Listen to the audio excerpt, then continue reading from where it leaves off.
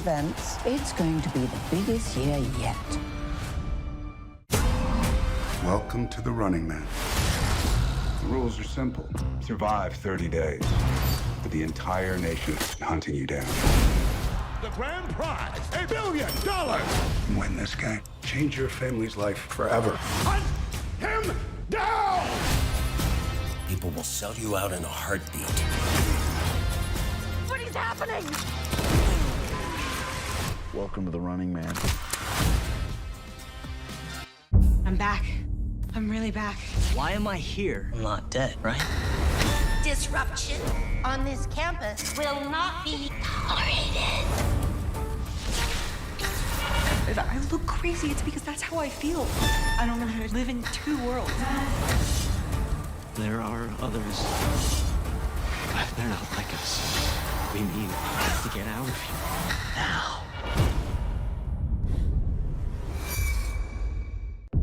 Open your eyes. Paramount Plus has a mountain of movies. Wow. New movies. Timeless movies. Guys who are running out of time movies. So get in on the latest blockbusters. Trust me. And we live the moments that get you every time. And that's all I have to say about that.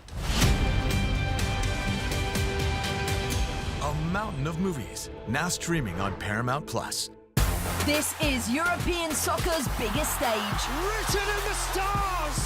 What a difference she has made! The question is, can you handle it? Can you handle it? The crowd here feels electric. Stream every match of the UEFA Women's Champions League on Paramount Plus. I lost my dad and my aunt. What aren't you telling me? I'll never know what you've gone through, but I'm sure your dad will want you to be happy. I will not lose the company that my husband started. I want success. Get it for me. This business will bleed you dry. Dad, I'm playing on the house's money now. No, you're playing with the devil's money. What's the plan here? Gotta blow! Yeah, well, I'm just getting started. Landman. All episodes now streaming only on Paramount Plus. Spain with a comfortable 3-0 victory over Austria in the round of 32 to get things started in the FIFA World Cup. A very nice performance to praise from Mikel Oyarzabal and Pedro Porro also adding a goal to give La Roja all 3 points on this day. Alongside Nigel Reo-Coker and Mike Grella, I'm Chris Wittyngham. And guys, this was probably by far and away the most comfortable victory we saw from any team so far in this round of 32. Is this, in your mind, Spain rounding into form? Yeah, you'd have to worry about that. You'd have to say it's a great performance by Spain today. It's a dominating performance. Had a few moments where Austria tried to push the envelope to try and get a goal back into it, but they still look comfortable about it. The way they kept possession, the way they repressed, chances that were created, I think for me, they can go home very happy with the performance and can only build on from that today, what we saw. Yeah, they were good. They looked like they got better as well. They created a lot of chances. The efficiency in front of the goal is also another thing. How many games do you watch where there's just so many random crosses in the box and random moments and shots from outside the box? They're like these little cutback passes that are like big moments and big chances and really precise. And look, I think the worry about Spain is they haven't conceded a goal, by the way. Right? We're not even talking about defensively how good they are. And it's defensive because they have so much of the football, right? And if you look at the World Cup, if you watch France, right? If you were a prisoner of France, France would take a bazooka and shoot you with the bazooka, right? If you were a prisoner of Spain, they would feed you once every 3 weeks and keep you alive for years and kill you slowly, like death by 1,000 paper cuts. That would be how Spain would kill you. It's just so hard to play against because it's just so, they keep the ball and they never lose shape and they slowly pick you apart. And then every once in a while they give you a dose of Yamal and then it's just tough over 90 minutes to play against them. And the reason why they don't concede is because they have so much of the football and they control it. Press after loss pretty good. So they're scary. As they get better in the tournament and fitter, they're going to be hard to beat. Could you not just say... but you know what I mean. Can you not just say Spain would really punish you? You know what I mean. I know what you mean. But it's so vivid. Anyone can say death by 1,000 paper cuts, but when you create that vivid imagery, that's exactly what you do. They're going to slowly feed you and keep you alive. Yeah. Okay. Yeah, France is just bazooka, front four, here you go. Headshot. Boom, see you later. Finish you right off. But Spain, they take the time. Listen, as good as it was, I would just say the only thing for Spain, to just give a balanced approach on it, is they haven't really been tested yet. They haven't been tested yet. As good as they have been defensively, they haven't conceded. They haven't faced opponents yet that's really put that back line to work for a good period of the game. For more on Spain, let's bring in Gaizka Mendieta, the former Spanish international, who is going to break this one down for us. And Gaizka, what did you make of your team and their performance in this game in Los Angeles? I think it was an excellent, very win today. I think also the score line maybe it shows a different way because it was very difficult. I didn't expect Austria, to be honest, to defend so deep, so on their half pitch. Happy with Austria for Spain for everything we talk about what Austria potentially could do in terms of moving the ball fast. I think Pedri was good on the move in the ball. Rodri was very dynamic. I mentioned how important was fullbacks today, not having especially on the left Nico Williams, and I think of course Cucurella 2 assists was unbelievable. And then that goal with the 2 fullbacks involved was kind of a reflection of, I think, what the game plan was for Spain today versus a team that, again, I didn't expect to be so defending in their box. Guys, Scott, is there one player in particular that stood out for you today in the performance? Obviously, I think Cucurella again. It was sometimes was inside, Baena was outside, in terms of dictating when to go wide, when to put crosses, when to wait for the ball. If there was no people in the box, I think he read the game very well. Guys, what do you think about Yamal? You think he still has another gear, right? I don't see him. I don't see him yet. Like when I watched him in the season for Barcelona, where you're like, wow, I haven't seen that moment yet for him. You think he's still loading, or what's the weight? Yeah, I agree. He still has maybe a few more minutes to get in his legs in a way to show this maybe 6th speed that he normally has. We saw, details and moments where he went 1v1s and he managed to go. Austria always had the second player nearby, close by to, those 2v1s. But hopefully for next game, he'll be better. He's there. Unluckily, he didn't score that goal that Alaba just pulled out the line. But I think in terms of confidence, he'll be happy with his performance today. Guys, is it also a fair observation to say that this Spain side still hasn't really been tested defensively yet? And when they do get tested defensively, what would you say would concern you? I kind of agree, yeah. There's not been, I think today was tough. Again, could have been a test. We saw Arnautovic when he came out, was a threat in the box. I think it's probably one of the weak points that Spain might have in terms of defending crosses with Cubarsí and Laporte. Or when it's sense in the house, but they're not the toughest defenders when it comes to defend in front of the goal. Also losing balls in the halfway line. Rodri lost a couple of balls. Pedri also lost a few balls, which is not usual in these players. But yeah, let's see Portugal, Croatia. Depends on really different styles. But I think the important thing for Spain is that there is a win. Getting back, sensations and feelings in important players, and let's wait and see who is next. One of those players that will prove to be important as the tournament goes on is Oyarzabal, who scores 2 goals today for Spain. He scored 2 against Saudi Arabia as well. He's up to 4 in the tournament. Might not get to Mbappe levels of goal scoring, but how does he execute his role in this Spanish national team? I think today was again in a different role. He normally plays more a bit on the left side, but as a striker today. He's a very intelligent player. He's very clever when he has to make runs behind, when he has to come and receive, when he has to go on one of the sides to make spaces for the teammates. Today, read perfectly in the box how to make those movements. Unbelievable numbers. He's the 6th top goal scorer in the history of the national Spanish team. It's incredible numbers. He's scoring in the finals, penalties. He's a fantastic player. Maybe doesn't get the name and the the media attention that other players do, but he's a fantastic player, and he keeps showing it game after game. Who do you want next in the torture chamber? Who do you want next? You want Portugal or Croatia?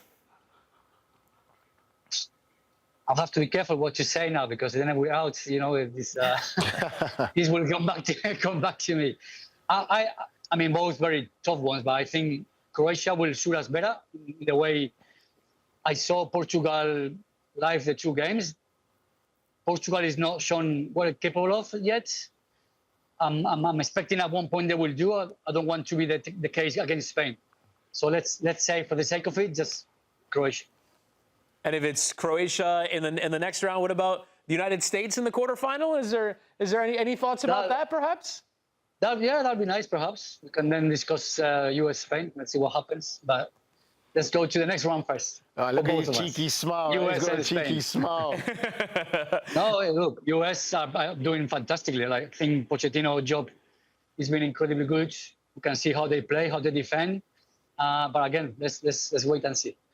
You talked about sort of that defensive test not yet arriving. What are the things, because obviously there is so much talk about what Spain do with the ball. What do Spain do against the ball that works in terms of counter-pressing and winning the ball back quickly so that teams can't get in any kind of rhythm in their game? Yeah, exactly. I think that's we saw it today. I think it was 14 seconds getting the ball back, which is one of the ideas. Again, it looked to me, I don't know about you guys, it looked to me the grass was a bit higher or a bit too dry. That didn't help to Lamine, didn't help Oyarzabal a lot of times. It doesn't help defending when you want to get that ball back very quick. But certainly, it's one of the things that Spain did very well today again, trying to stop Austria from counter-attacking. So, again, you have to be careful not losing balls in midfield, the back of the fullbacks, and the 2 centre-halves. When we defend very, very high, I think they're very good. When we defend very deep, they're not the strongest in the air. Guys, Camindieta with his thoughts on the Spanish national side with their 3-0 victory over Austria in Los Angeles. On to the last 16. Congratulations, and we'll talk down the line. Appreciate the time. Thank you. Pleasure. And I'll ask the same question to you guys, what we asked Gaiska about the path forward for them. They face the winner of Croatia and Portugal next, then the winner of the USA and Belgium after that. They will be fancying their chances to get through to at least the semifinal, which will potentially be against France, right? Yeah, I believe so. After the performance that we've seen today again, and Grella makes a point about Lamine Yamal, he's still not at top level. And with games like that and performances like that, that momentum's going to keep building. The confidence is going to start coming back again. And it's catching momentum at the right time. We talk about it. We cover the Champions League. We always say sometimes it's not the team that starts at the top and looks good at the start of the competition. It's always the one that catches momentum at the right time. And I think when you talk about Spain right now, they're starting to catch momentum. And like Gaiska said as well about Portugal, we know they've got great players. They just haven't shown it yet.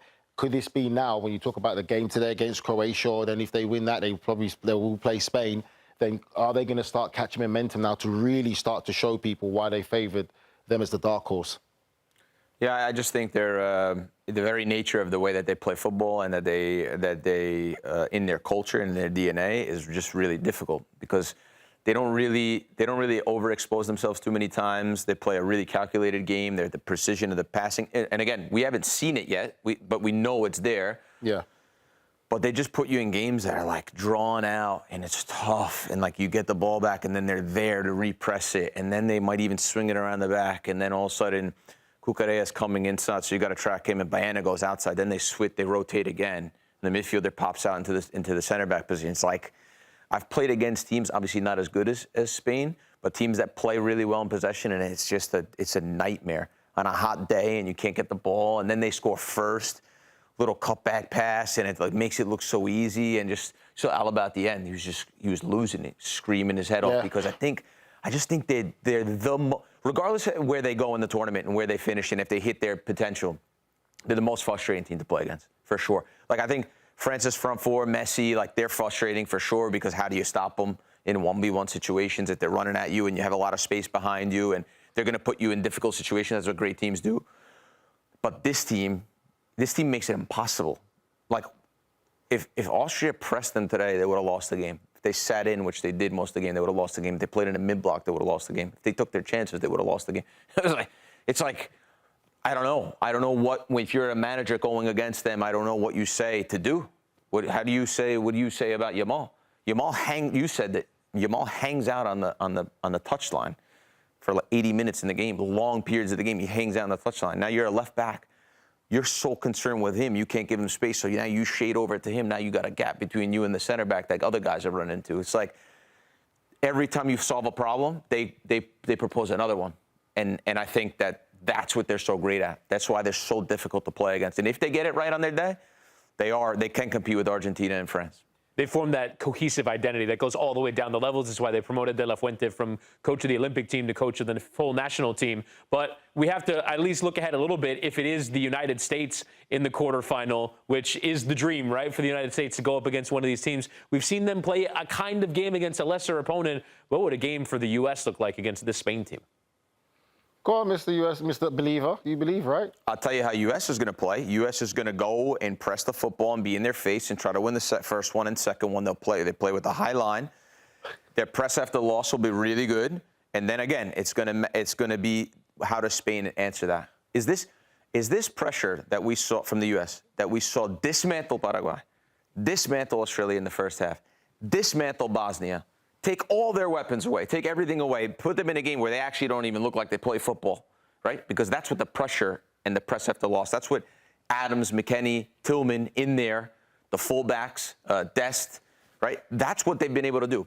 Does that apply to France, Spain, and England and Argentina? And does that apply to these teams, or will they play out of it? That's what I'm dying to see. Because I'll tell you something, if it applies, if they go and press Spain and Spain starts being sloppy with the football, they'll lose the game with the U.S. But if they go and press and they go in ones and twos and it's not perfect, Spain might have the savviness to pick them off. France might have the savviness to pick them off. That's what I am dying to see. If this pressure is actually going to hurt the big boys, because we've only really seen it against the little guys so far. We've seen it. Like, I know the U.S. fans are going nuts. I'm excited about it, too. Bosnia. So take it with a grain of salt. Let's move on to the next. The next game is going to tell us a lot Monday night against Belgium, because Belgium are good football inside. Well said. I agree with him. I think I want to see US's approach when they play higher level, higher caliber teams. That's just the reality of it. Is Tim Ream going to get pulled into space with Lamar?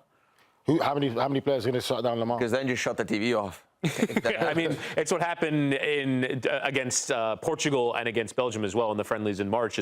And they have figured out a shape to cover for it. But again, as you say, it's cover for in this kind of game. You'll see, obviously, it's not the same side. Doku is on the other side, but there will be threats off the right. Luka Bacchio for Belgium has been a pretty solid one coming off the bench. There are threats that can expose that. We just haven't seen him exposed in any real way yet. Well, the one he tries to take Eden Kunda, put him in an offside position, and he just stays up the field because he knows he's going to get smoked if he runs backwards anyway. So he kind of tried to get him offside and didn't. But there's been some sketchy moments at the back for the U.S. for sure. Again, they've now in the first 4 games, they've played from a position of being the favorite. They've had the football. They're able to press. They're able to ask the questions. They have possession. They lose the ball. Boom. They go and press it right away. We haven't really seen them in a low block for long periods. Actually, against Australia, and credit to Australia. In the second half, Australia made the right substitutions, played on the front foot. U.S. tried to manage the game. I thought they didn't look good. It didn't look good. So will Spain do that to them? Where they're going to sit in a low block for most of the game? I think then they'll struggle. Spain won't change nothing. Spain will not change any of their approach, regardless of who they're facing. They'll play the same exact way. Will they be able to retain possession? And we're going to look at some tactics in I believe that they will. I believe that they will. I think that, like you said there, the biggest talking point, if that happens, we're just talking if this end up to be a matchup, is if US go and press Spain, I think you're asking for trouble. I think they will play through them. And then again, how many people are going to say to cover Lamine Yamal? If they're playing high-level opposition and high-level nations and they're sending 3 or 4 people to stop Lamine Yamal, how many people USA going to have to send?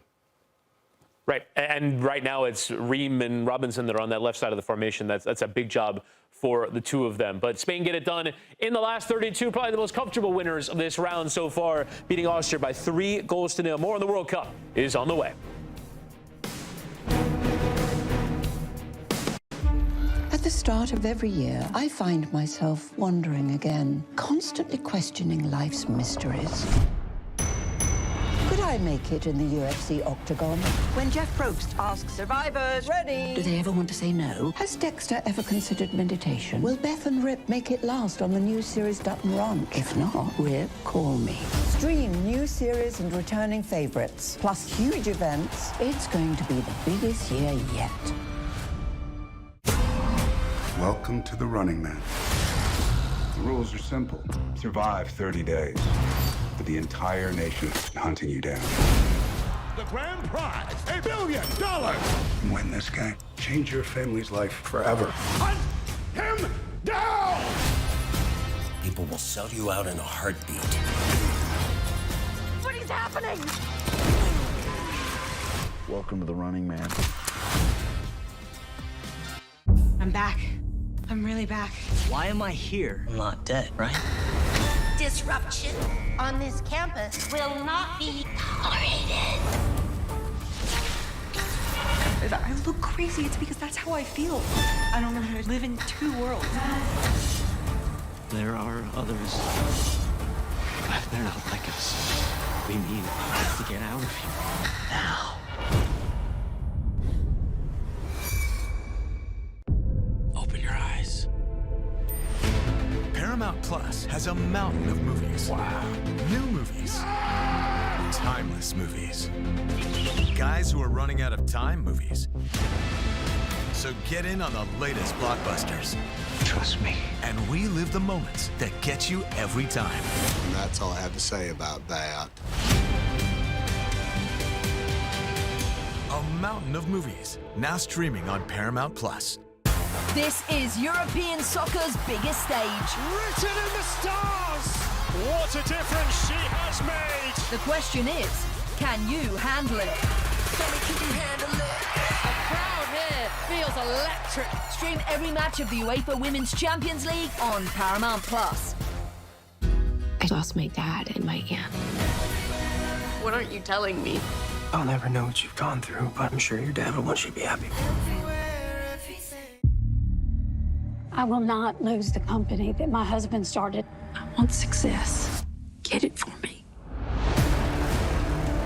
This business will bleed you dry.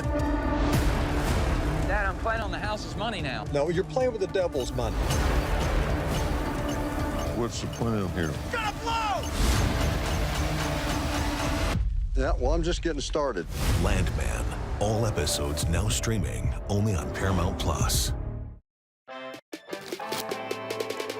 This is Golazo Matchday, reacting to Spain's World Cup win over Austria. A look at the player ratings for the Spanish national side in the victory. Unai Simon, not really with a ton to do in goal, as you might expect, but Mikel Oyarzabal with the brace gets the best rating. This probably allows us to talk a little bit more about Lamine Yamal. Not his best performance today, Nigel. No, not his best performance, but you can still see his impact. But I think sometimes, again, when you talk about analytics and stats and all that, it's not a true reflection of what's important in a game of football. And this is why we always say as players, well, I say football is an art. And for me, he was impactful. Having him on the pitch, you can never, no metric can ever measure the amount of importance having a player like Lamine Yamal in this Spanish team on the pitch. He has 2 golden chances to score. He doesn't take them. Oh, it's a good save by the goalkeeper. Yes. Gets him on One is a target, clearance off the line as well. Yeah, so there's not much we could do about that. Yeah, I normally don't rate players if they score a goal, or score a goal. I think that's an easy one. I think if you score a goal, you say, oh, yeah, he played well. And if you didn't, I think anyone could do that. So well, it's like you guys were saying about Harry Kane earlier, like, oh, Harry Kane scored 2 goals. Yeah, but he was awful for the whole entire 90 minutes. No impact to helping England. Does his job, scores goals. No, but the second goal is crazy. The second goal is unbelievable. You can't just say he scores goals. Mamma mia. They're not tap-ins. They're not type-ins, Nigel. Yo, you should be more thankful to Harry Kane. You're lucky you're still in the tournament. You should be thankful to us. We gave you guys Balogun. Anyway, carry on your point. No, like just a goalkeeper. 0 shots on target. What do they want from the guy? Give him a 7. I also want to quibble. A flight attendant gave us Balogun, not you guys. Oh, okay. Wow. Goalkeeper just broke a record as well, right? Yes, he did. Saying it's the Spanish yeah, yes, he did. Longest shutout streak at a World Cup for a goalkeeper, breaking Zenga's long-time record. I believe it's 519 minutes now. Crazy. That Unai Simon has gone without giving up a goal at a World Cup. Italians taking another loss. Grella, on the subject of Italians, do you want to take us through some of the tactics of this game for Spain, and particularly what work with the fullbacks, I think, is what you wanted to show us. We're going to look, and you saw on the SofaScore, they got the highest rating, and I'll show you why. And actually, Mendieta talked about this as well, and he talked about the use of Cucurella, who he thought was the best player. Number 1. Why don't teams go and press Spain? We talk about a little bit the potential matchup if they get the U.S. Or getting ahead of ourselves, but still, it applies to everyone. Spain is in red in this example, and it doesn't really matter for today. This will be Austria, but Spain will do this to all teams, and I predominantly want to talk about Spain. So what happens here is Austria played in this 4-2-3-1, right? And this is Spain with the football. And as you can imagine, right, with the first thing they tell you about the fullbacks, get high and wide, right? Get high and wide and want the ball and everything else. Look at the relationship now between this left midfielder here and this fullback, right? It's not, as this ball travels, this is not that hard to get over and shift, right? That's okay for them. And as the ball swings him back the other side, it's the same thing, right? It's okay because he's there. But now what happens with teams like Spain and teams that are really good in possession is the depth of these fullbacks is really important. So high and wide is great if you can have the space there. But what about when they do this? This is a big problem for teams now because now they're in a flat line, right? So now the distance for him now, right, is a lot further. And there's a lot more questions to be asked. And these relationships here, these triangles, that's the structure of the team that you need to have. You can't have guys flying here and leave them huge gas because they will eat you alive, right? So once this happened in the game, Austria were kind of like, all right, we might as well just stay in our shape. And this forced them to just say, okay, fine, we'll pick up our line right here. You can have the ball and you can come get us. Now, some of the fluidity and some of the movements, the wingers are told, Baena was on this side, Yamal lived on this side here. They're told to stay out there, right? And as you can see, that creates huge pockets in here. Of them knowing not who to pick up, right? And I'll explain that in a second. So what would happen is as they would progress with the football here and as they had some of the football, Spain, one of the midfielders would just come out here and take the spot of Cucurella, and Cucurella would come down, and this would then in turn push you, Baena, in that weird spot right here. So now all of a sudden you've got this 2v1. The fullback doesn't really know which direction he wants to go in. And you'll see here they play kind of with a false 9, so he comes into the midfield as well. So now all of a sudden it's like, what do I do? What do I do? What do I do? Do I go here, leave this huge gap? Yamal's 1v1. No, I've got to help because Yamal's there. Okay, now you get a runner from the midfield. Now he's got to follow him. Now there's a space to pop up in here. And this is the fluidity of what Spain does. And now the goals, we talk about Cucurella, this movement here, midfielder came out, Cucurella came here. No man's land. These center backs don't know where to go. That ball comes from behind and they score. And then we'll talk about when the winger stayed wide, these fullbacks, right? So striker, 3 midfielders, the fullbacks were able to get sometimes straight into these positions. And so the winger would just stay out here. So now all of a sudden, imagine you're a fullback and you've got this unaccounted number coming in here. And the last goal happens because of this. The ball comes down here on this side. Yamal's the danger man, right? And he's over there. So everyone's worried about Yamal and what he's going to do. And Pedro Porro, the other fullback, so comes in here and gets into this space that was left here and doesn't get picked up in the box. And you get all these late runners from the box. And I think that's why Cucurella and Porro had really high ratings, and that's why Cucurella finished with 2 assists and Porro finished with the goal. So it's fluidity in play, and they understand the spacing, and then also their press after loss is really good because they're able to commit numbers forward. That was really good. And we also saw with the first goal as well, Cucurella able to put that low cross in, Oyarzabal finding that little spot in behind the defense. He also manages positions very well. Everyone in the team manages their position well. Yeah, it's good coaching and it's great understanding for one another. And it's also being comfortable to interchange in positions. It's knowing that if it's like being a piston in pivot in midfield, where if one goes, the other one covers. But this is done to a next level now where it's the whole entire team. That if Cucurella pushes in there, midfielders know instantly, like Grella just pointed out, to pull out there. Or if a midfielder pulls out into space, into that middle, that gives the fullback the opportunity to come inside or to go outside. And if the outside man's not involved, then that person will come inside. So it's just great interchanging of positioning, but everyone is aware that they're still occupying a space, that if the play does break down, they're in a good position to repress and win the ball again quickly. And over the course of this tournament so far, Spain have yet to concede a goal. They've played 4 games, obviously had that 0-0 draw with Cabo Verde, but have not given up a goal so far at this tournament. These are some of their defensive statistics that we've seen in terms of tackles won at 68%. They've honestly not had to put in a lot of tackles in a game today against Austria, and also recoveries and clearances in a good position for Spain. And this is one of those that's sort of interesting to judge, guys, because they are a team that dominates so much with the ball.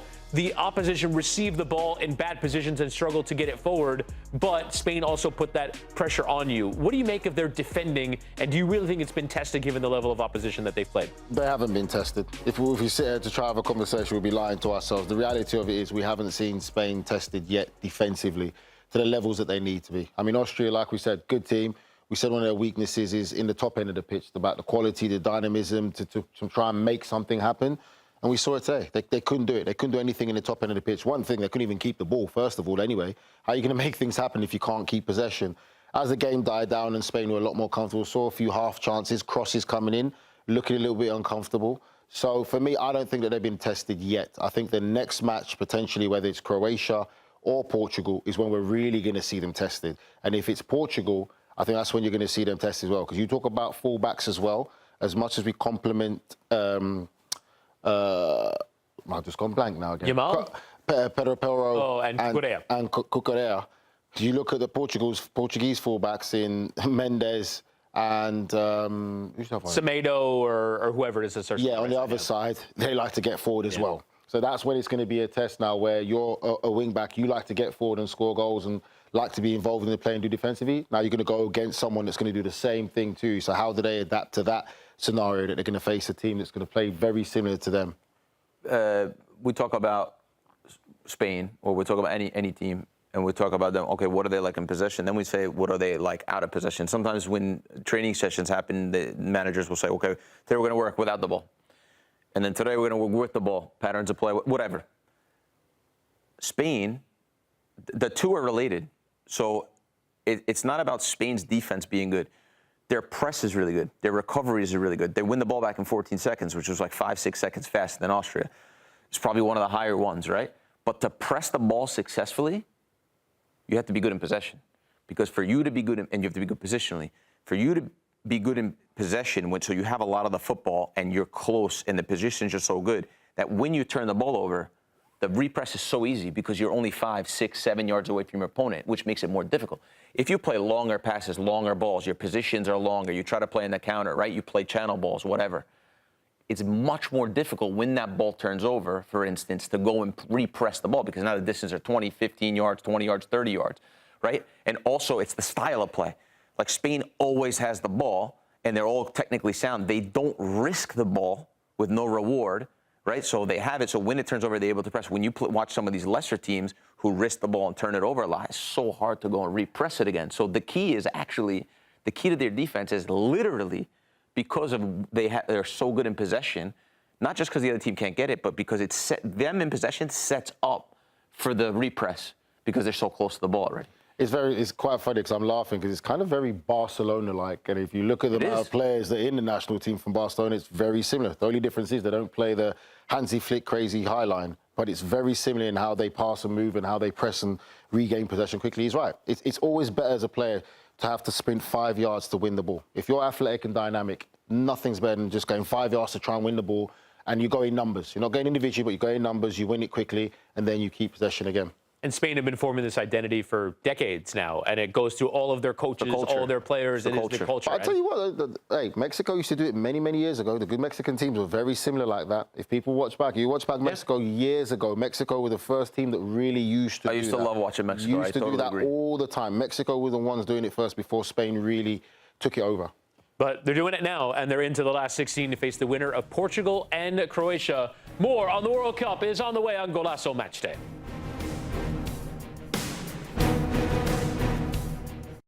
At the start of every year, I find myself wondering again, constantly questioning life's mysteries. Could I make it in the UFC octagon? When Jeff Probst asks survivors, ready? Do they ever want to say no? Has Dexter ever considered meditation? Will Beth and Rip make it last on the new series Dutton Ranch? If not, Rip, call me. Stream new series and returning favorites, plus huge events. It's going to be the biggest year yet.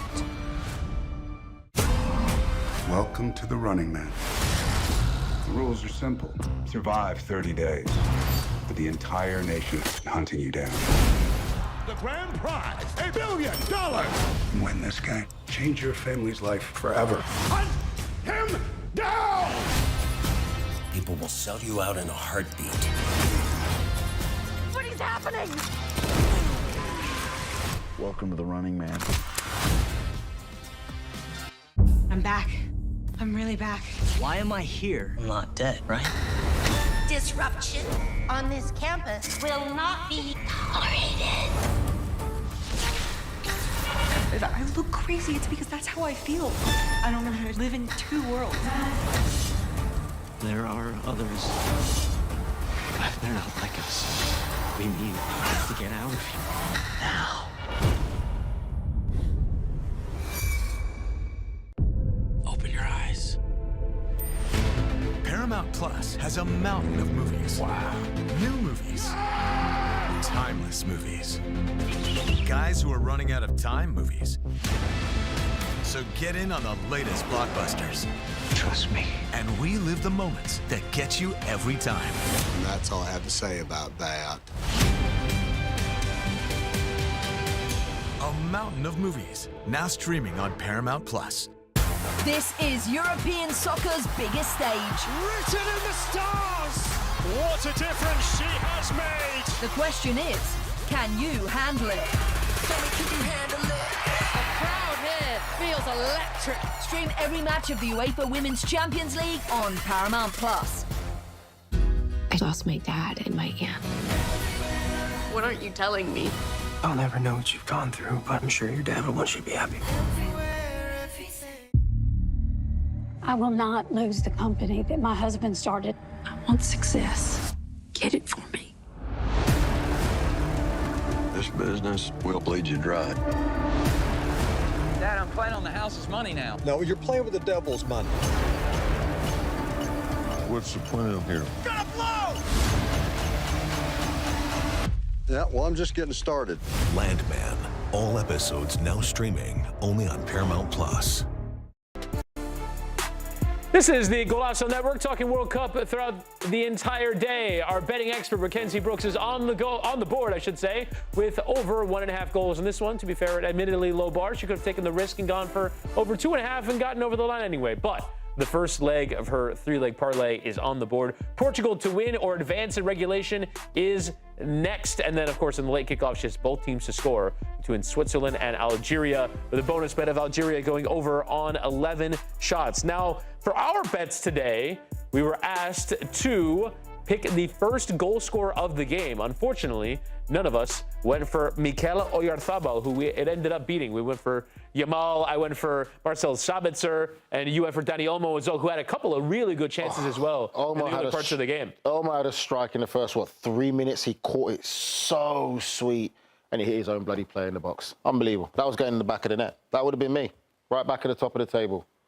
Grella. But we didn't go with Oyarzabal. We all lost, so at least we all lose together. Yeah, thinking too much outside the box, I think. Right? He was. You went for Yamal. That's not exactly outside the box. Though. Yeah. Yeah, that's true. Wait, I'm sorry. Did you just say you were thinking outside the box too much? You would think that number 9 would score, the highest player in the pitch. You know, he scored twice against Saudi Arabia as well. Here is what the updated standings look like for our betting table, with obviously Oyarzabal getting on the board. None of us win, so that means we all drop $10. What? Grella, you got 4 bets left to make in order to get back on the board. I remain in second. Mackenzie Brooks is going to have to catch me. But how have I dropped down? I'm trying to work that out. Because you lost. So basically, you lose the money. Right. So we're placing a $10 bet for you. They didn't tell me that.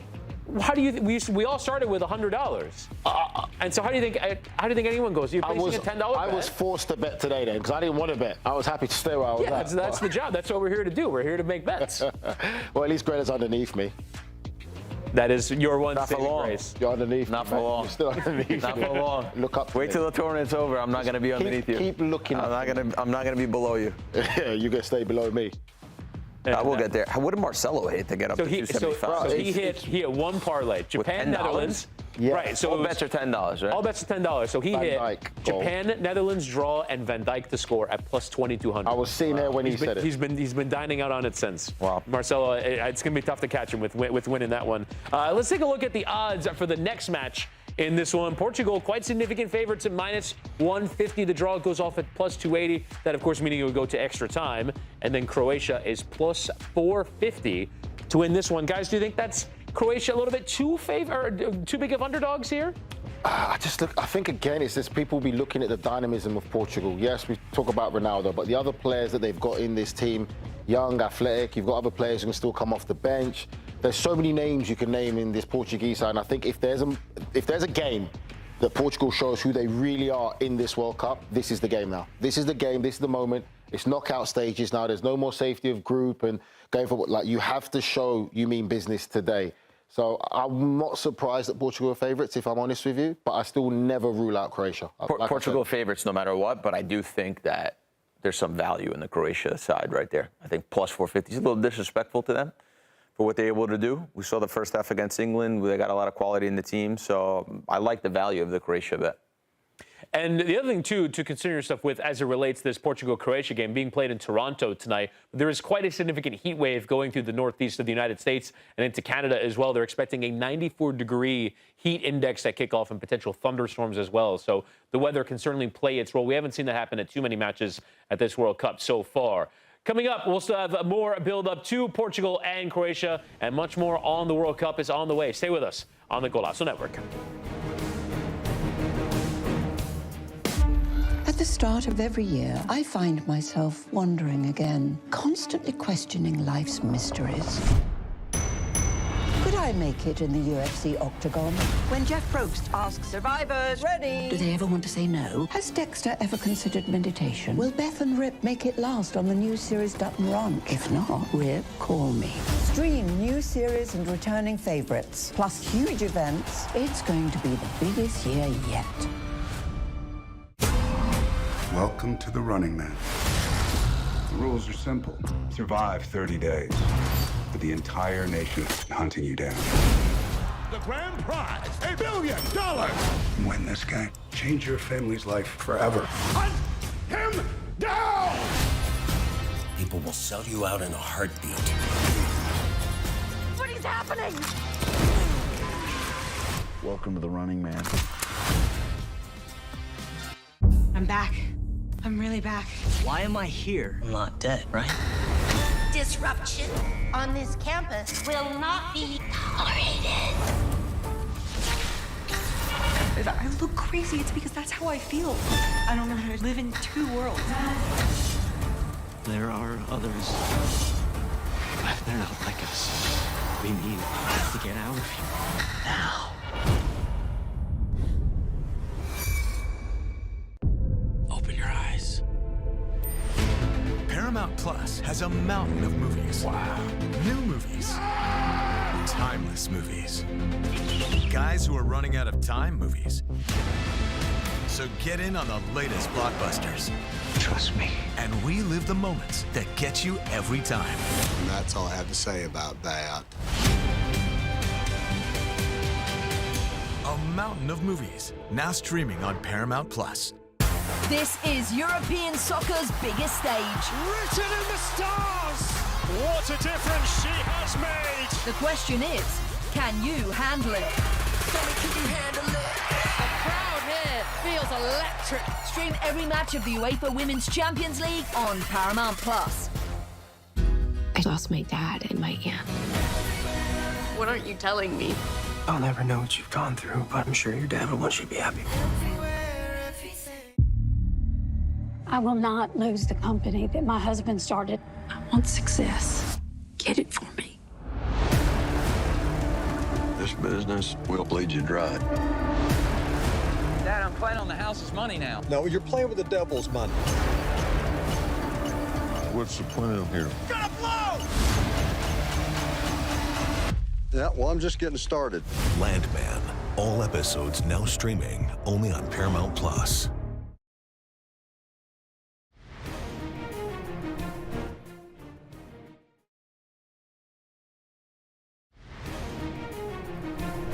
Welcome back to the Golazo Network with Nigel and Grella. I'm Witty, and we have now Nico Cantor, who is, of course, on his tour across this great nation. He has gone from the southeast of the country. He's now on his way up to the northeast and is currently in Washington, D.C., doing a food tour. Nico, where do we find you today?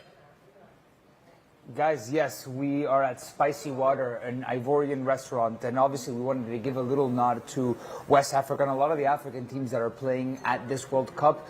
What better than the nation's capital that boasts one of the proudest West African diaspora in the entire nation, right? So we're here, U.S. capital, and our first stop is Ivory Coast.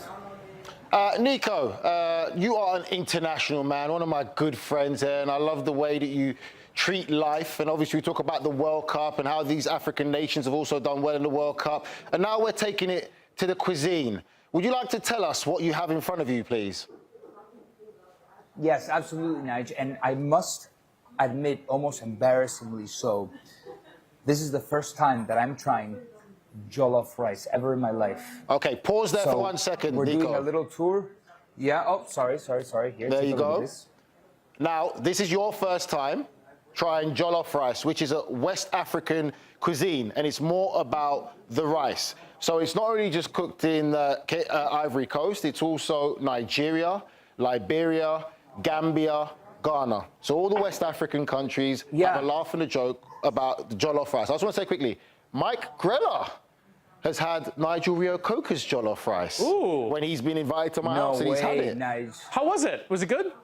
This guy's an amazing cook. I mean, he's good at a lot of things, but cooking for sure is one of them. He brought me a dish also one time that looks 5 out of 10. I was hungry. I said, let me try it. The taste was incredible. 5 out of 10. My father's a chef. He's one of the best cooks that I've Nico, had. are you slightly offended that Grella has been around for Nigel's jollof rice and you haven't? A little bit, but you know, I'm eventually going to get the invite to Nigel's house. I've invited him several times, but he hasn't shown up. But I know Nigel is an extraordinary cook. No, he's... Nico, no, listen, Nigel, I know you have brought your food. you brought your food over. You brought your food over to the network, and I've tasted. I know that Nigel is an amazing cook, and this dish right here, it has so much history. It dates all the way back to the Wall of Empire that ruled over the areas that comprise modern-day Mauritania, Senegal, and it spread through West Africa, through history, and it evolved right as it crossed borders and modern countries now. And everybody has their own take on it, and it is, Nigel, I mean, you can tell me more than anybody, it is a hotly disputed plate as to who makes the best jollof rice. Hotly disputed, correct so, Nico, but you are the international man that you are, and I hear you're going to go and try a few different versions of jollof rice from different nations of representation of it. So for me, I'm going to give you a very simple guideline. One, it's the color of the rice you need to pay attention to, because some have it very orange, very yellow, and some have it a little bit more darker. Two, I would go for the spice level. Hold up. Go on. Go ahead. I was just saying, right, the spice level, the flavor of the rice, and the rice color. They're the three things I would say to pay attention to when you're having the jollof rice, because the rice alone is supposed to have a lot of flavor. And obviously you can see that the side dish is there where you can have meat, chicken, fish, whatever you want alongside it. But it's the rice itself is where the flavor comes. There's different colors. So from what do you the one think that about you had that in my color house, right there? that color's a little bit more darker, which means for me, a little too dark. they didn't use a lot of tomato sauce, and that goes again to the different regions and how they prepare it differently. So the more the rice is bright orange, means they used a lot of tomato sauce, which turns the rice a lot more orange. So again, that goes to the experience. Yours is yellow, right? Like yours is more yellow. Mine's more yellow. Maybe so the budget's running low for Nico. There we go. No. So Nico, you are going to be the judge of the best jollof rice from West Africa after you try a few different ones. Yeah, definitely. Listen, I'm not going to piss anybody off here, right, when I pick one country. Nigel, I want you to tell me what's the spice level I'm looking for? What's the ideal color I'm looking for? What's the ideal flavor profile I'm looking for? Because I don't have a standard to base anything off of. So you're essentially wait for the morning, bro. The playbook. I would give you this, Nico. You're an intelligent young man. Just go for balance. The word balance. So it's got to be balanced spice, balanced flavor, and then the color's got to be balanced in the sense of not too dark, not too... Yeah, definitely. Listen, Nigel, so balanced, unlike the way that England played. Got it. Good job. Nico. We wish you good luck, and we look forward to your report. Thank you, guys. Ciao, Nico. Watch the doc. And Nico will have plenty on this Jollof Rice tour here on the Golazo Network, and of course, scan to watch that first episode of Coast to Coast from his time in California. We'll have plenty on our social channels as well. CBS Sports Golazo on Instagram, TikTok, and X. More on the World Cup is on the way on the Golazo Network. Stay with us.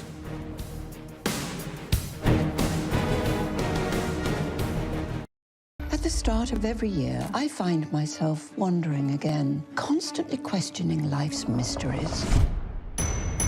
Could I make it in the UFC octagon? When Jeff Probst asks survivors, ready? Do they ever want to say no? Has Dexter ever considered meditation? Will Beth and Rip make it last on the new series Dutton Ranch? If not, Rip, call me. Stream new series and returning favorites, plus huge events. It's going to be the biggest year yet. Welcome to the Running Man. The rules are simple. Survive 30 days. But the entire nation is hunting you down. The grand prize, $1 billion. Win this game. Change your family's life forever. Hunt him down! People will sell you out in a heartbeat. What is happening? Welcome to the Running Man. I'm back. I'm really back. Why am I here? I'm not dead, right? Disruption on this campus will not be tolerated. If I look crazy, it's because that's how I feel. I don't know how to live in two worlds. There are others, but they're not like us. We need to get out of here now. Open your eyes. Paramount Plus has a mountain of movies. Wow. New movies. Timeless movies. Guys who are running out of time movies. So get in on the latest blockbusters. Trust me. And relive the moments that get you every time. And that's all I have to say about that. A mountain of movies, now streaming on Paramount Plus. This is European soccer's biggest stage. Written in the stars! What a difference she has made! The question is, can you handle it? Tell me, can you handle it? The crowd here feels electric. Stream every match of the UEFA Women's Champions League on Paramount Plus. I lost my dad in my hand. What aren't you telling me?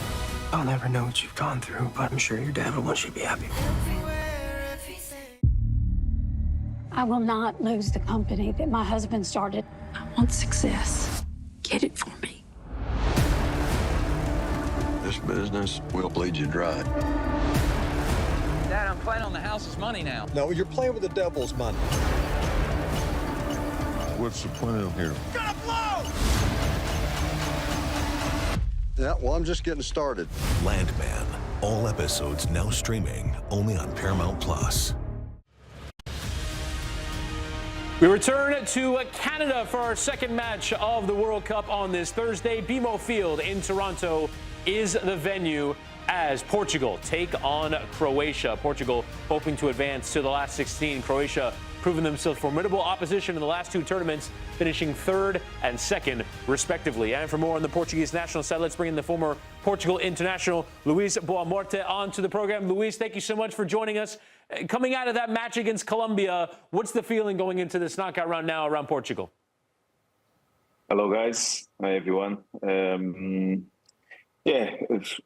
the last match, we know that Portugal would be quite ahead of Uzbekistan, so wouldn't probably find a big trouble to get past Uzbekistan. But at this moment, we know that Croatia is a very, very strong side. For me, they played so far one of the best games of the tournament against England. They lost 4-2, but they showed that they still like a massive force.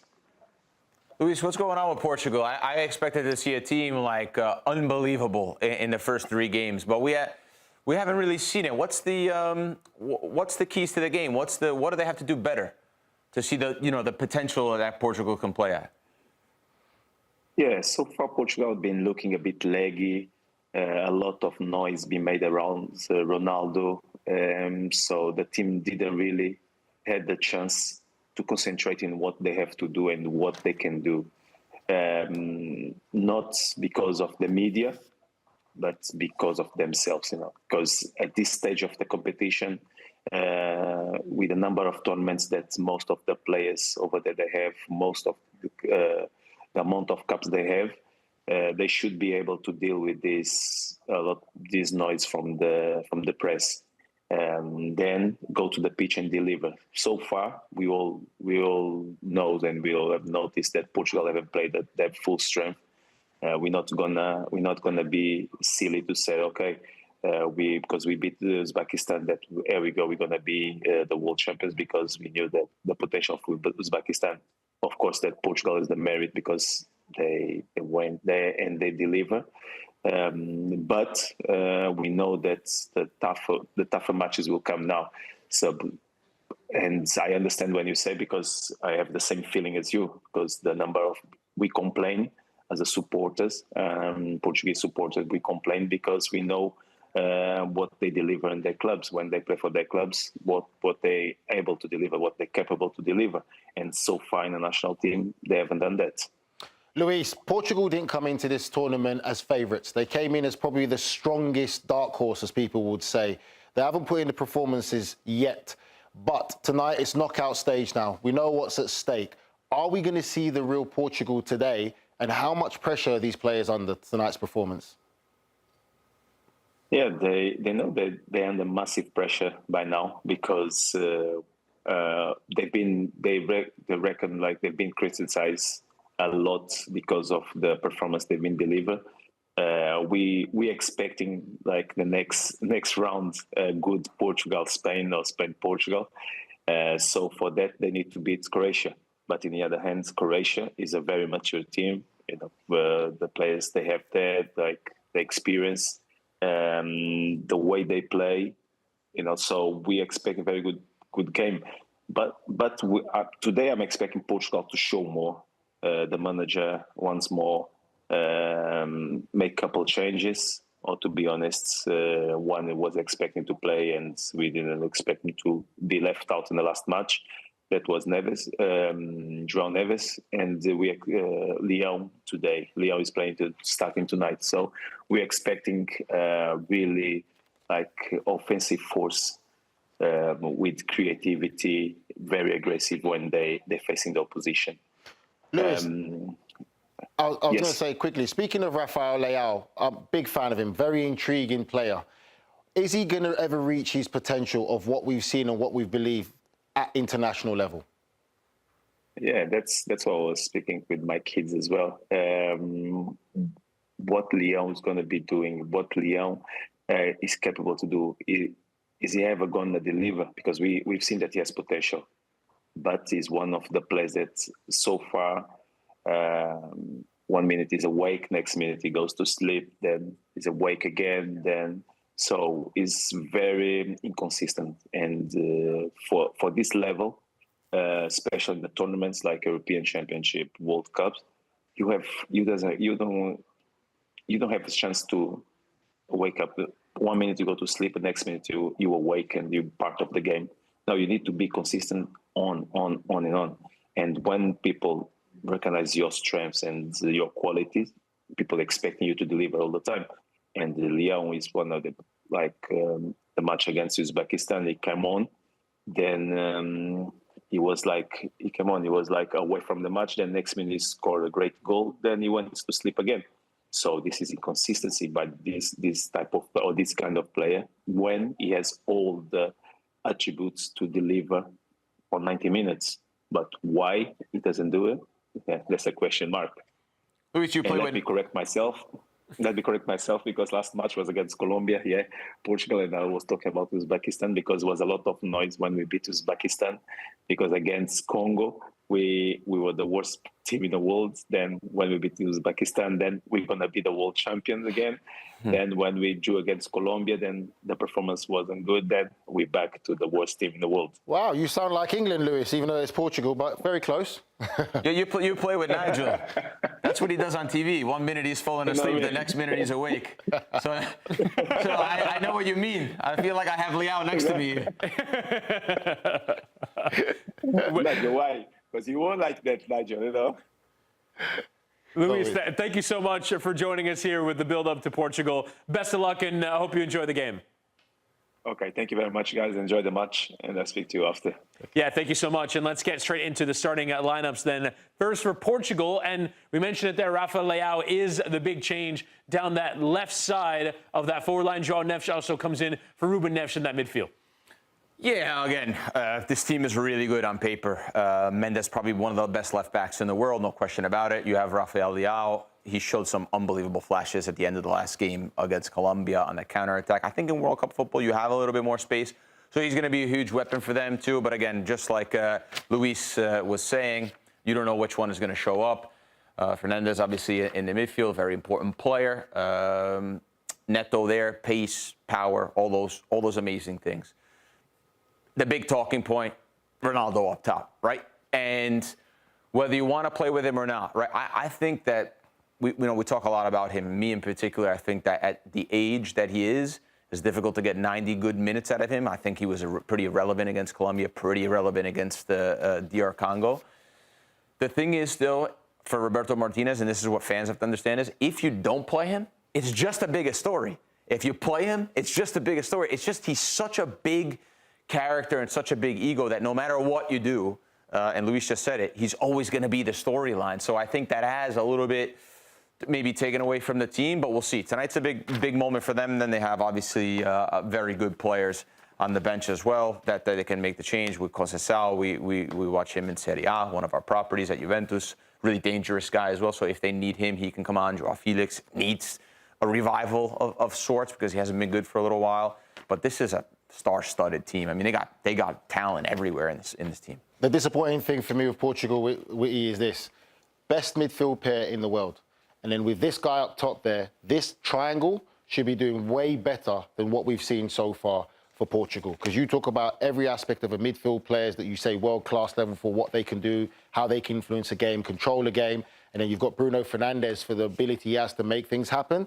That triangle hasn't been good enough. And again, maybe it might be because of what's on top of the triangle that might be causing too much of a problem. Right. Everything occurs in a context. Vitinha and João Neves work very well in the midfield for PSG. They're their own animal, and they have to do something completely different in this Portuguese team. Let's move then to Croatia, who name an unchanged team from the team that eventually got them over the line as runners-up in their group. Budimir continues to lead the line, but as always with this side, it is that marriage of the big names in midfield with the younger names in that line ahead of them, namely Sučić and Baturina. Yeah, I think the midfield battle is going to be key today. Really love this midfield, Kovacic, Modric, and Sučić there for me. Big fan of Sučić. I think there's more to come from him. I think he should be stepping up a lot more now to be the next face of this next generation of Croatia side. What's quite interesting is Perisic, top quality player. You talk about been doing it for so long, consistent, for so many years, really reliable player. Now he's in that left-back position there, and still you've got Guardiola on the bench, and he keeps that position there. And again, his ability to get forward and deliver crosses from out wide is fantastic.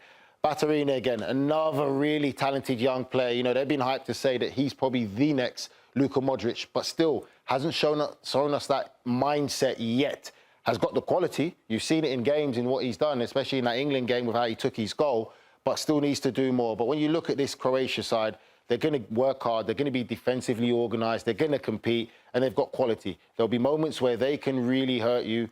Real solid team. I think the key battle for me this game will be in that midfield area, Grella. Yeah, when you come out of the womb, like normal people, we have to work on our technique. When you come out of the womb of a Croatian mother, you have good technique. You have perfect technique. You're somewhat of a defensive midfielder. You have perfect technique, and you understand football really well. This is what these guys do. The maturity here, Kovacic and Modric, is off the charts. The understanding of positions and moments in the game. These are two coaches here in the middle of the field at all times. Baturina, Sučić, and Vlasic, we have them across Serie A, another one of our properties, so awesome players. He's on the rise. Baturina is a number 10, really great player. Sučić just won the Scudetto and was a massive part at the end of the season during Inter-Wobble. He was the one that stepped up big. Pasalic on the bench. Nigel already hit on Perisic. But there's just so much know-how in this group, and maturity and technique and football understanding. I just wonder and worry about the athleticism when it comes to Mendes, when it comes to Leao, when it comes to these guys that are going to be going full throttle. That's what happened to England. Second half, these guys got a little tired, a little disjointed. England was able to take advantage from an athletic perspective. So do they have 90 minutes in their legs?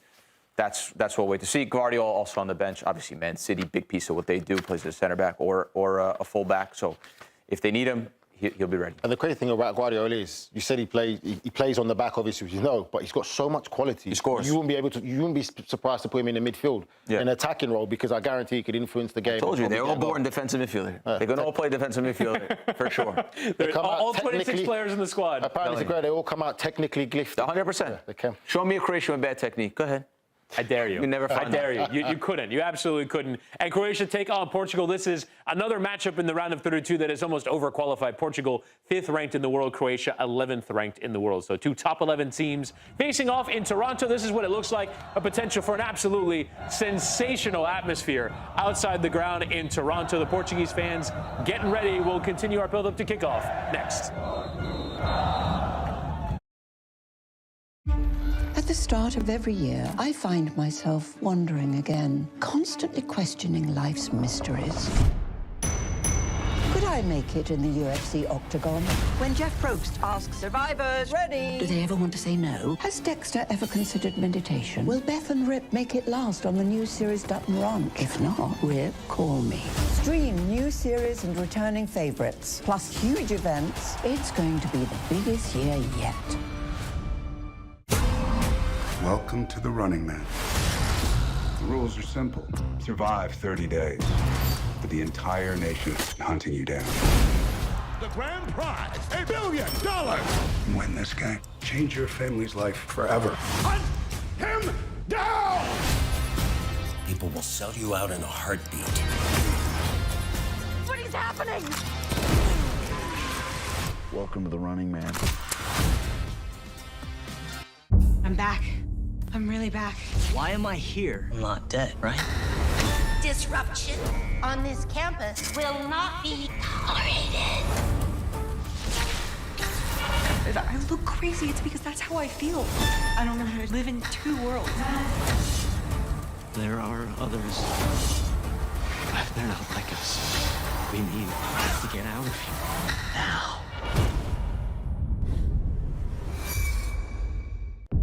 Open your eyes. Paramount Plus has a mountain of movies. Wow. New movies. Timeless movies. Guys who are running out of time movies. So get in on the latest blockbusters. Trust me. And relive the moments that get you every time. And that's all I have to say about that. A mountain of movies, now streaming on Paramount Plus. This is European soccer's biggest stage. Written in the stars! What a difference she has made! The question is, can you handle it? Can you handle it? The crowd here feels electric. Stream every match of the UEFA Women's Champions League on Paramount Plus. I lost my dad and my aunt. What aren't you telling me? I'll never know what you've gone through, but I'm sure your dad will want you to be happy. I will not lose the company that my husband started. I want success. Get it for me. This business will bleed you dry. Dad, I'm playing on the house's money now. No, you're playing with the devil's money. What's the plan here? Gonna blow! Yeah, well, I'm just getting started. Landman. All episodes now streaming only on Paramount Plus. Are you sure you are in Zadar? Yes, of course I'm sure. You just have to listen. Listen closer. I don't hear it at all. I don't hear anything. It's called the sea organ. It's called that for a reason, John. Just trust me. So you're saying that's the sea breeze making the notes? Yes, that's exactly what I've been telling you. You know what? I do hear it. It's fantastic. John, I don't have time for this. You have to start trusting your fellow Croatians. By the way, Luka, everyone was right. Croatia is beautiful. I love Dubrovnik, Split, Pula, the entire coast for that matter. Plus Zagreb was incredible. John. Slavonia was so peaceful. John. Nika, Zagorje were fantastic. John, oh, John, and the food John, everywhere. John. I have to go. I have training. Training? Wait, are you still playing? How old are you, man? Are you still acting? How old are you? Okay, that's fair. John, I have to go. Yeah, okay. Have a good one. And John. Yeah? Enjoy Croatia.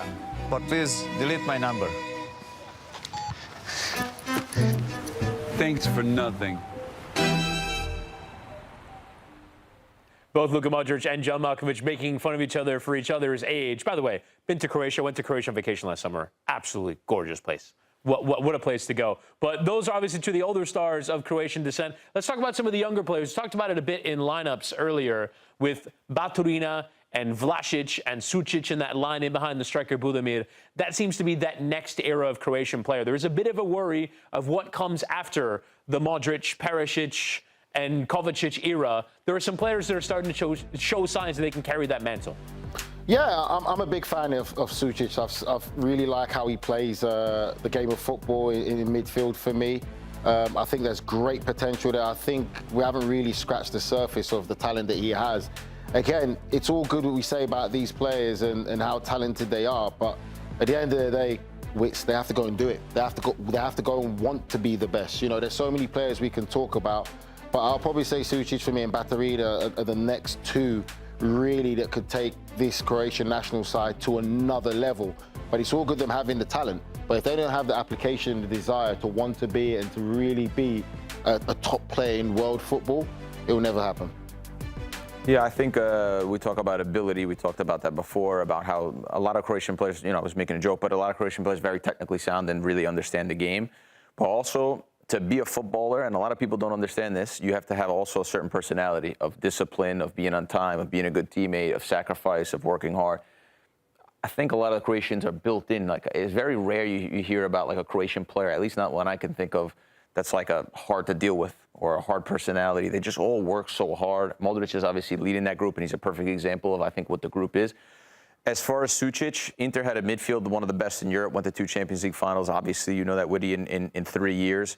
Nobody could get into that midfield. They signed Zielinski, couldn't get into that midfield. Sucic, boom, straight into the midfield because of how good he is.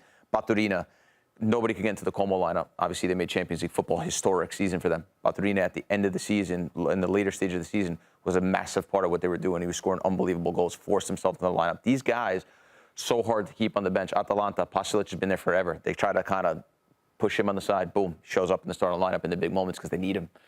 And had them on the Coppa Italia run as well. So the talent, the technique, paired with the personalities that they have as people, I think when you put it all together, they're just really, it's impossible not to have them in your team.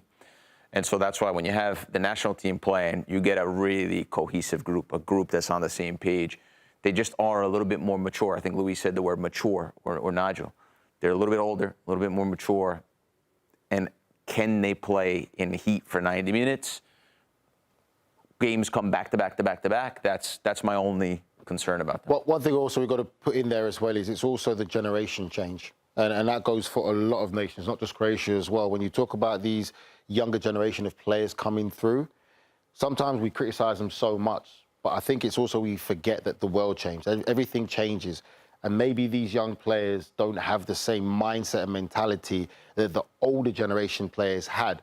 And that's something that it's hard for senior players to pass it down for them to understand. It's a personality thing as well as a society change. So sometimes maybe for as talented these young players are, they might not have the same work ethic and desire and understand the same foundation that the older players had to work to get to build that foundation for them. I don't think it's like that. Guardiola. I mean, Guardiola, yes, but that's inevitably going to change. It's different now. You know, the world's changed, and some of these nations are what the senior players had to go through. These younger players don't have to go through that. Well, and the most difficult thing for Croatia now going forward is, you mentioned the standard and taking it a step above. The last 2 World Cups, they finished 2nd and 3rd. That would have been unheard of. That would have been a dream. What is even the next step for this country that, you know, all of a sudden is starting to produce world-class players? You have to fill incredibly big shoes for these younger players. Yes, you do have to fill big shoes for these younger players. But I think when you look at the nation Croatia and the footballing sense of what they've done and how far they've come, I think they look at themselves as contenders to want to win it. They're not there. They're not a nation that goes into any tournament or competition think we're happy to be here to participate. They want to win. They want to go all the way to win, and that's always going to be the desire. That's never going to change because of what they've said. And like Grella said, that they come out the womb technically gifted. So, you know, there's only one way to go after that, and that's to go and win something. So I don't think they're a nation you could ever say there just to participate. It's crazy what they're able to do with the population. Again, I always bring that up because I just think it's so incredible. Like, in the United States of America, we have approximately 350 million people, right? And we're talking about a quarterfinal is an unbelievable accomplishment. They've got a population of, I think it's a little bit less than 4 million people. 4 million versus 350 million. They've gone, what, second and third in the last 2 World Cups? I mean, I'm not really a math guy. That's pretty good, right? That's maximizing every single drop of what you have as a nation. And I think the one that they finished in second, they played, what, the 2 or 3 games before that all went to extra time. Yeah. Right. So they were gassed by the time they got the England semifinal being the most memorable of them. Yeah, exactly. So, incredible team. Again, first half against England, wow. I mean, really dominated the game. So can they do it to Portugal? I think we'll see. It's possible, very possible. It is. It's a great point when you say as well, and then just to give the viewers watching as well, it's like you talk about Uruguay. Uruguay as a nation that's very small as well and historic. You talk about the football history that they've got and the expectations on those players as well and what they do for being such a small nation as well. And then you look at what happened to Uruguay, allegedly, obviously, the Footballing Federation saying, you're on your own as players because you embarrassed us by your performance in the World Cup. That's how serious that they take it.